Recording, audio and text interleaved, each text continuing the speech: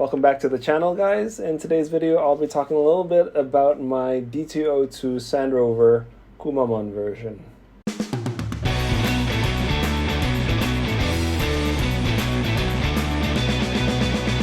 The Sand Rover originally came out in 1981, so it's basically as old as I am, on the Holiday chassis. And judging by the way that looks, it's kind of like a simplified and more low-end version of the SRB chassis, or the Sand Scorcher chassis, that came out a couple of years before this. So in 2011, it was re-released, but this time it used the DT-02 chassis. And in 2015, they came out with a limited edition, which included the Kumamon driver figure here and basically a whole Kumamon themed livery. For those who are unfamiliar with this bear, well, I'm not going to go into detail, but basically it's a popular Japanese mascot, and as such it has a whole lot of different merchandise associated with it, including quite a few Tamiya products. There are a couple of RCs with the Kumamon version, as well as some mini four-wheel drive products as well. And so Kumamon is basically one of the main reasons why I decided to pick this up. Not because I'm a huge fan of Kumamon, but I like that Tamiya did this collaboration, and I think, you know, this Kumamon version of a classic Tamiya buggy is quintessentially what Tamiya does. Basically, it has fun with its products, and you know, that's what I respect and I like about Tamiya. So I thought it would be really awesome to get this version of the Sand Rover. So originally, when I decided I wanted to look for one of these, I was aiming for getting a kit version because I usually enjoy the process of building my cars and customizing them, but unfortunately right now it's kind of hard to find, especially locally in Indonesia. But there were a few of the XB versions around, you know, Tamiya's version of Ready to Run, but normally XB cars are way more expensive than the kit counterparts, obviously because it includes a transmitter and all the electronics. You know, in the past, like, XB is an automatic no for myself, so I wouldn't even consider picking up an XB car. But in the case of the Kumamon DT-02 Sand Rover, I really didn't have much choice. So the Kumamon Sand Rover comes in 4 different colors, I believe. I don't know if there are more. You know, they have black, red, yellow, I believe, and green. And for some reason, when I was looking for these cars, the stores that were selling these cars had the green version was a lot cheaper than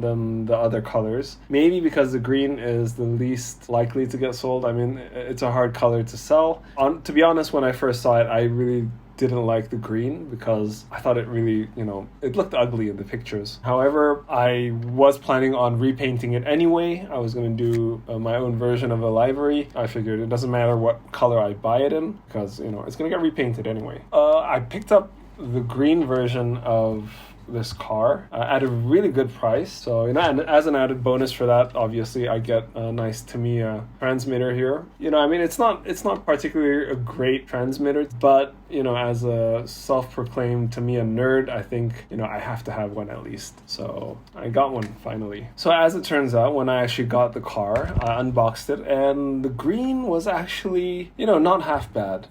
In fact, I thought the green looked really nice. Since at that point I hadn't really decided what color I wanted to go with for the body, I ended up going for Tamiya's candy lime green and some black to add some contrast here in the hood and in the interior.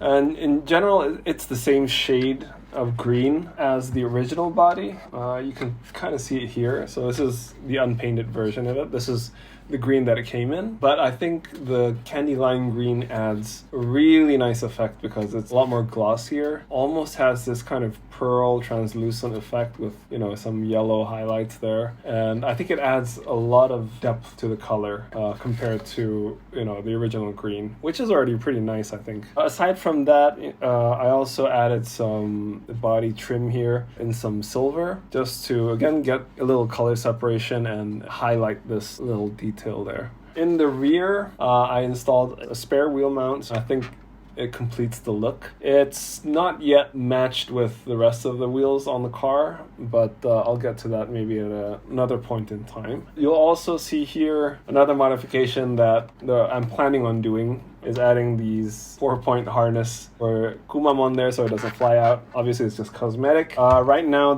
it's all still attached with electrical tape, but I'm planning on finding some small screws and nuts so that I can install it more permanently to the body. Aside from repainting and the minor modifications I did there, obviously the other main changes would be the stickers. I took away pretty much all of the Kumamon stickers, aside from the ones on the side here. They gave you some extra ones, so this is what I used. Aside from that is mostly extra stickers from my other cars. Obviously here you can see, if you're familiar with the Sand Scorcher, that's obviously the Sand Scorcher, as well as some of the sponsor stickers. I forget if they're from the Sand Scorcher or from some of the other kits I have. You know, Blockhead, Racer Rabbits. Also here for the dashboard, I used some stickers from my Lancia Delta rally car. I thought that looked pretty cool there. Not too much. I didn't go too overboard with it because, again, it's a pretty simple design, and I think it looks nicer, you know, relatively clean like this.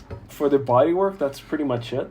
That's all the modifications I did. For the chassis itself is nearly bone stock DT-02. I didn't really do anything aside from switch out the friction dampers for some DT-03 CVAs, switch the plastic bushings for some ball bearings. Everything else is, you know, as it came from the Tamiya workshop. The motor, electronics installed.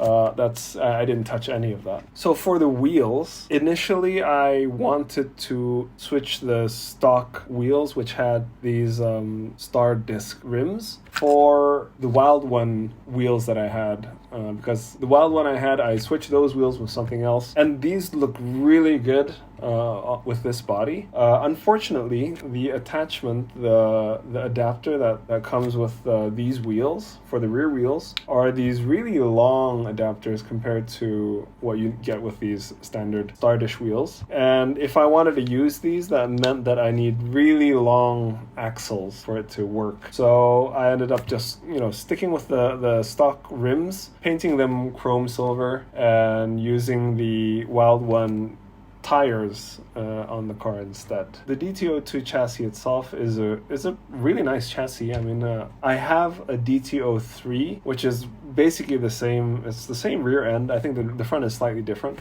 And it has a longer wheelbase, and that car is one of my favorites to drive. Yeah, I mean, the DT-02 has a pretty good reputation. Maybe some steering issues I hear, but from what I've tested in front of my house, it's pretty fun to drive. So I'm looking forward to really taking this out for a more extensive run and, you know, basically just bashing around with this. So yeah, I think that concludes my quick desktop review of the DT-02 Kumamon Sand Rover. Let me know what you think about this dude in the comments below. Thanks for watching, guys. I hope you enjoyed this little desktop review and showcase.